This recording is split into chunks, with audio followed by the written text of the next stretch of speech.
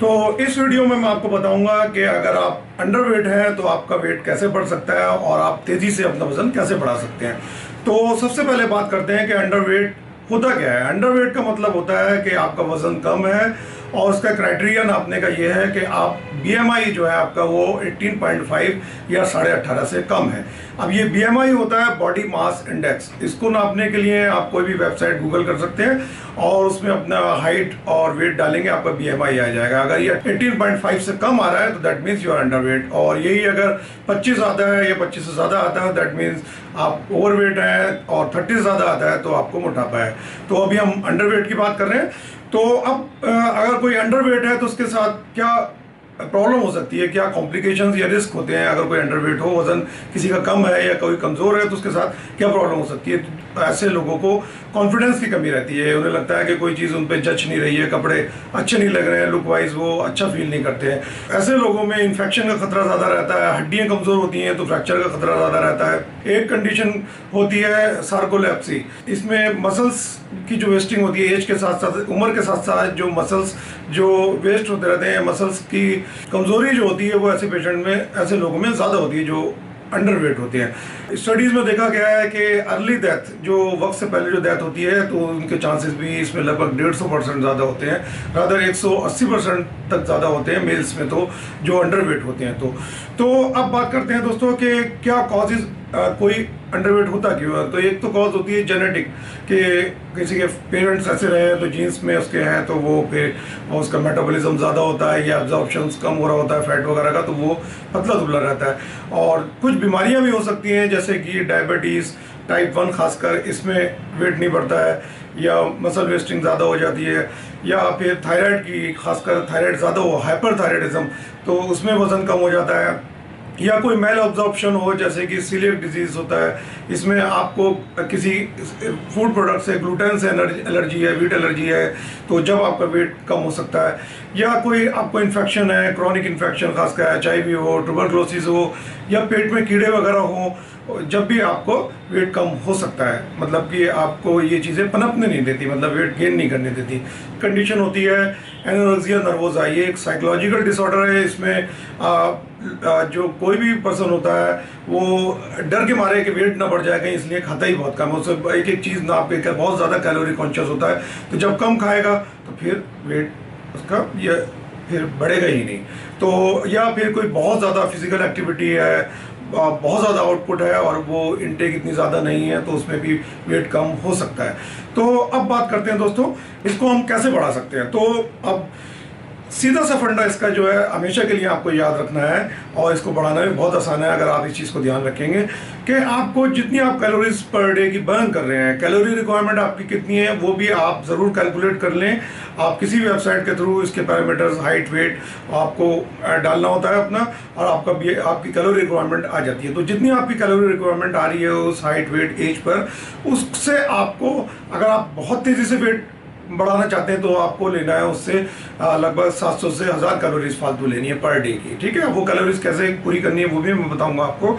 और अगर आप चाहते हैं स्लोली बढ़े आपका वेट तो आपको यही 300 से 500 कैलोरीज एक्स्ट्रा लेनी है पर डे की। ठीक है, अब ये एक्स्ट्रा कैलोरीज अगर आप कोल्ड ड्रिंक और ये प्रोसेस फूड या जंक फूड जैसे पिज़्ज़ा बर्गर से लेंगे तो आपकी तोंद बाहर आ जाएगी, वेट तो बढ़ेगा पर एक थुलथुला बदन हो जाएगा, जो कि मैं समझता हूँ कि आप बिल्कुल नहीं चाहेंगे। तो इसके लिए आपको अपने प्रोटीन्स लेने हैं और वेट के जो है मसल्स मास बढ़ाना है, सो दैट आपकी लुक भी अच्छी आए, आपके जो कपड़े भी आपके देखने में अच्छे लगे, आप चौड़े दिखें और आप हेल्दी भी हो रहे हैं, आपको कोई बीमारी भी ना लगे। अगर अदरवाइज खाली बेली फैट आपने बढ़ा लिया प्रोसेस फूड से तो फिर आपको आगे बीमारियों को खतरा भी हो जाता है। तो प्रोटीन में आपको कितना प्रोटीन लेना है ये भी मैं आपको बताता हूँ कि जितना भी आपका वेट है, सपोज आपका वेट 50 kg है तो आपको 1.5 से 2.2 ग्राम पर केजी हर किलो के हिसाब से 1.5 से 2 ग्राम तक आप 2 मान लीजिए। ठीक है, सो दैट आपको याद आएगा।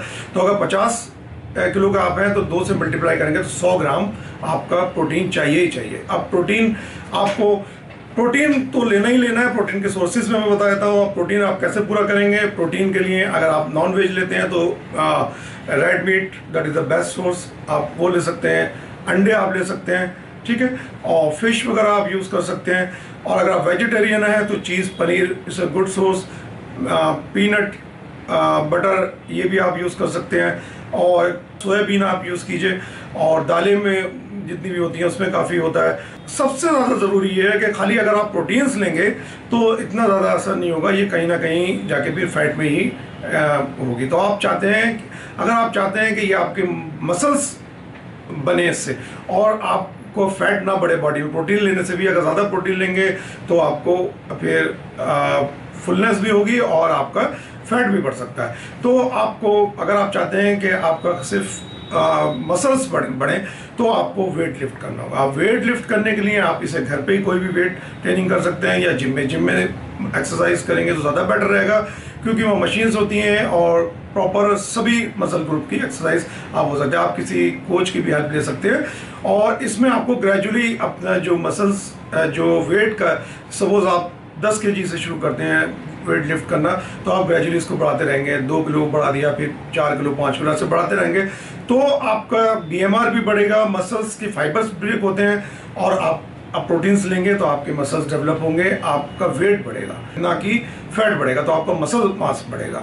तो आपको जो सीधा सा प्रिंसिपल है वो है आपको वेट उठाना है और प्रोटीन्स ज़्यादा लेना है, साथ में हेल्दी फैट और हेल्दी कार्बोहाइड्रेट भी लेना है। तो कार्बोहाइड्रेट में आप मल्टीग्रेन यूज़ कर सकते हैं, potato is a very good source, banana आप लीजिए, ठीक है, मैंगो आप यूज़ कर लीजिए, और अभी मैं आपको कुछ एनर्जी रिच फूड भी बताऊंगा, वो भी आप यूज़ कर सकते हैं। उसमें जैसे कि नट्स हो गए, बादाम, काजू, अखरोट, और आपको मूंगफली हो गए। ऑयल्स अगर आप हेल्दी फैट में यूज़ करना चाहते हैं, मूंगफली का तेल, ऑलिव ऑयल, एवोकाडो ऑयल, ये बहुत अच्छे ऑयल होते हैं। इवन कोकोनट ऑयल आप यूज़ कर सकते हैं। एज सच आपने एज ए टॉपिंग या किसी फ्रूट सैलेड में भी आप ये पीनट बटर या ऑलिव ऑयल ऊपर से डालकर आप यूज़ करेंगे तो आपको इससे काफ़ी फ़ायदा होगा। ये हेल्दी ऑयल्स होते हैं। कार्बोहाइड्रेट अगर आप लेते हैं, जैसे मैंने बताया, पोटैटो में है, राइस में है, मल्टीग्रेन में है, और इवन फ्रूट्स में भी है। तो अगर आप कार्बोहाइड्रेट लेते हैं तो इससे आपको एनर्जी मिलेगी। ये प्री वर्कआउट में भी काम आएगा, जो आप जिम से पहले और जिम के बाद भी आप इसको यूज़ करें। और आपके जो ग्लाइकोजन स्टोरेज है, मसल्स में जो एनर्जी स्टोर होती है ग्लाइकोजन के रूप में, ये उसकी भी भरपाई करता है कार्बोहाइड्रेट। तो कार्बोहाइड्रेट भी इक्वली मस्ट। तो आपको प्रोटीन लेना है 2 ग्राम पर केजी के हिसाब से, कार्बोहाइड्रेट लेते रहना है, और आपको हेल्दी फैट भी लेना है। और सबसे इम्पोर्टेंट सोर्स जो आपको इसमें नहीं भूलना है वो है मिल्क। अब इसको मिल्क लेने का तरीका क्या है, दूध पीने का, तो आपको फुल क्रीम दूध लेना है, ठीक है। फुल क्रीम में आप जब भी आपको प्यास लगे तो आप पानी की जगह अगर आप ले सकते हैं तो दूध लीजिए। अदरवाइज बीच में एज स्नैक्स या pre workout and post workout, यानी कि एक्सरसाइज से पहले, जिम के बाद आप इसको ज़रूर यूज़ करें। Milk is a very good source of protein, और इसमें आप फुल क्रीम ले रहे हैं तो आपको फैट भी मिलेगा, तो दिस इज़ मस्ट। एग्स में आप होल एग लीजिए, 6 से 8 अंडे आप पर डे खा सकते हैं, देयर इज़ नो इशू, ठीक है। आप अगर अंडर वेट हैं तो आप उसे खाइए और वर्कआउट कीजिए, आपको इससे फ़ायदा होगा। दिन में कम से कम 5 बार मील सबने लेनी है, 3 की ब्रेकफास्ट, लंच, डिनर हो गया, बीच में 2 स्नैक्स हो गए। आपको बड़ी प्लेट का यूज़ करना है इसमें, सो दैट आप ज़्यादा से ज़्यादा, आपके ब्रेन को सिग्नल मिलता है कि अभी कुछ नहीं खाया, क्योंकि आपकी सर्विंग छोटी लगती है उसमें, तो आप ज़्यादा खाते हैं फिर आपको, ठीक है। और अगर आप प्रोटीन्स और वेजिटेबल मिक्स कर रहे हैं तो प्रोटीन्स पहले लें, क्योंकि अगर आपने वेजिटेबल्स पहले ले ली तो इतनी एनर्जी नहीं मिल पाएगी, फाइबर्स पहले चले जाएंगे, फिर आप प्रोटीन्स नहीं खा पाएंगे। तो स्टार्ट विद योर प्रोटीन, फिर उसके बाद आप वेजिटेबल्स वगैरह लें। अगर आप अफोर्ड कर सकते हैं तो आप प्रोटीन सप्लीमेंट भी ले सकते हैं, इसमें there is no harm, whey protein आप लीजिए। और एनर्जी डेंस फूड अगर आप लेना चाहें तो चॉकलेट बार आते हैं, डार्क चॉकलेट, उसमें 100 ग्राम में लगभग 600 कैलोरीज होती हैं, तो आप उसको भी प्री वर्कआउट या पोस्ट वर्कआउट यूज़ कर सकते हैं। तो इस तरीके से दोस्तों, तो फंडामेंटल ये है कि आपको अपनी जो आपकी डेली कैलोरी रिक्वायरमेंट है उससे आप 1000 कैलोरीज ज़्यादा लेंगे, और आप उसको मसल्स बनाएंगे, उससे प्रोटीन्स लेंगे और उससे मसल्स बनेंगे वेट लिफ्ट करने से। और पर इससे पहले आपको ये रूल आउट करना है कि आपको ये देखना है कि आपको कोई बीमारी तो नहीं चल रही। जैसे मैंने बताया, अगर वो कोई बीमारी है तो सबसे पहले आपको उसको ट्रीटमेंट लेना होगा, फिर ये प्रोसीजर आपको सब फॉलो करने होंगे। इससे आपका बहुत तेज़ी से वेट बढ़ेगा, आपकी लुक बहुत अच्छी हो जाएगी, और आपके अंदर काफ़ी कॉन्फिडेंस आ जाएगा। तो आई होप दोस्तों कि ये वीडियो आपकी समझ में आई होगी। आपके फंडामेंटल जो इसका है वो है मसल मास बढ़ाना, ना कि फैट बढ़ाना। ये आपके समझ में आया होगा और इस वीडियो का आप फ़ायदा उठाएंगे। मेरे चैनल को सब्सक्राइब कीजिए और शेयर भी कीजिए। जय हिंद दोस्तों।